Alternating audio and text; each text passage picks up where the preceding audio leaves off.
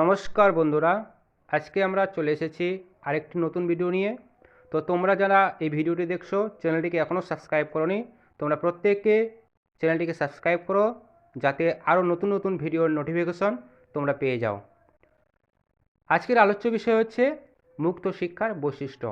মুক্ত শিক্ষাকে ইংরেজিতে বলা হয় ওপেন এডুকেশন।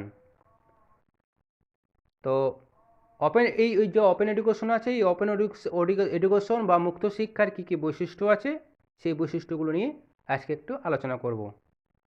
মুক্ত শিক্ষা দূরগত শিক্ষা ব্যবস্থার এমন একটি শ্রেণী যেখানে শিক্ষকগণ শিক্ষার্থীদের জ্ঞান ও দক্ষতা অর্জন করানোর দায়িত্ব নেন।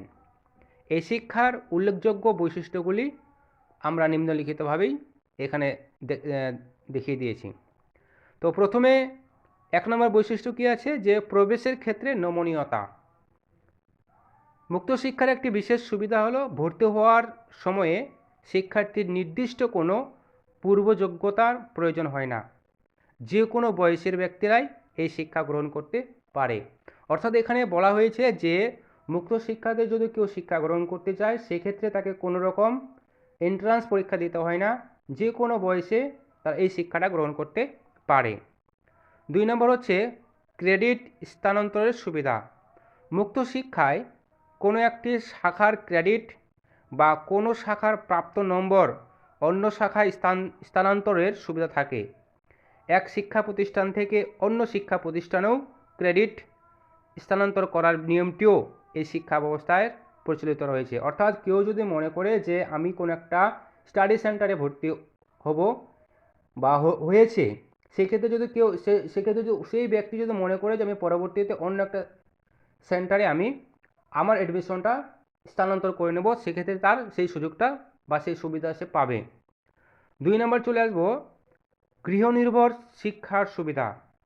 মুক্ত শিক্ষায় পঠন পাঠনের জন্য কোনো শিক্ষা প্রতিষ্ঠানে উপস্থিত থাকার বাধ্যবাধকতা নেই। মূলত ঘরে বসেই শিক্ষার্থী পড়াশোনা করতে পারে। অর্থাৎ এখানে বলতে চাইছে যে এই শিক্ষা গ্রহণ করতে গেলে নিয়মিত কোনো ক্লাসের ব্যবস্থা নেই, আমরা বাড়িতে বসেই এই শিক্ষাটা গ্রহণ করতে পারবো। ঠিক আছে, তারপরে চলে আসলো হচ্ছে কম আর্থিক ব্যয়। এই শিক্ষা ব্যবস্থায় সম্পূর্ণ সময়ের পরিবর্তে আংশিক সময়ের জন্য শিক্ষক ও অশিক্ষক কর্মচারী নিয়োগ করা হয়। সেজন্য বেতন ও অন্যান্য সুযোগ সুবিধার ক্ষেত্রে অর্থব্যয় অনেকাংশে কম হয়। বিভিন্ন শিক্ষা প্রতিষ্ঠানে ছুটির দিনে কন্ট্রাক্ট কর্মসূচিগুলির আয়োজন করা হয়, যা সম্পন্ন করার জন্য আলাদা করে বিদ্যালয় গৃহ ও শ্রেণীকক্ষের প্রয়োজন হয় না, ফলে আর্থিক ব্যয় অনেক কম হয়। অর্থাৎ এখানে বলতে চাইছে যে এই যে দূরবর্তী শিক্ষা বা মুক্ত শিক্ষাটা আছে, এই শিক্ষাটা পরিচালনা করার জন্য এই শিক্ষা সাধারণত পরিচালনা হয় যে সমস্ত দিনগুলোতে ছুটি থাকে বা সরকারিভাবে ছুটি থাকে, সেই দিনগুলোতে এই শিক্ষা ব্যবস্থাটা পরিচালনা করা হয়। সেই জন্য মানে অন্য কোনো শিক্ষা প্রতিষ্ঠান বা গৃহের প্রয়োজন হয় না এক্সট্রা করে, তার জন্য আর্থিক ব্যয় যেটা আছে সেটা অনেক কম হয়। 5 নাম্বার শিক্ষকের সঙ্গে প্রত্যক্ষ যোগাযোগের অভাব। শ্রেণীকক্ষে নিয়মিত সাক্ষাৎকারের কোনো সুযোগ নেই। অর্থাৎ এখানে বলতে চাইছে যে ওপেন এডুকেশনে শিক্ষক এবং শিক্ষার্থীর মধ্যে নিয়মিত কোনো যোগাযোগ বা দেখা সাক্ষাৎ হয় না। কন্ট্রাক্ট প্রোগ্রামের সাক্ষাৎকার হলেও তা যথেষ্ট নয়। নিয়মিত সাক্ষাৎকারের অভাবের ভাবের আদান প্রদান বা ফিডব্যাকের সুযোগ কম। অর্থাৎ এই যে শিক্ষা ব্যবস্থাটা আছে, এই শিক্ষা ব্যবস্থায় যেহেতু নিয়মিত কোনো যোগাযোগের ব্যবস্থা নেই, সেজন্য ছেলে মেয়েদের পক্ষে ফিডব্যাক দেওয়ার যে একটা প্রবণতা থাকে, সেই প্রবণতা থেকে এরা বঞ্চিত হয়। তারপর চলে আসলো 6 নাম্বার ডাক পরিষেবা সংক্রান্ত সমস্যা। দূরগত শিক্ষায় স্টাডি মেটেরিয়াল মূলত ডাকযোগে শিক্ষার্থীদের কাছে পাঠানো হয়। অর্থাৎ এই যে এই শিক্ষা ব্যবস্থা আছে, এই শিক্ষা ব্যবস্থায় যে সমস্ত নোটস বা বইপত্র আছে, সেটা পোস্ট অফিসের মাধ্যমে স্টুডেন্টদের কাছে প্রোভাইড করা হয়।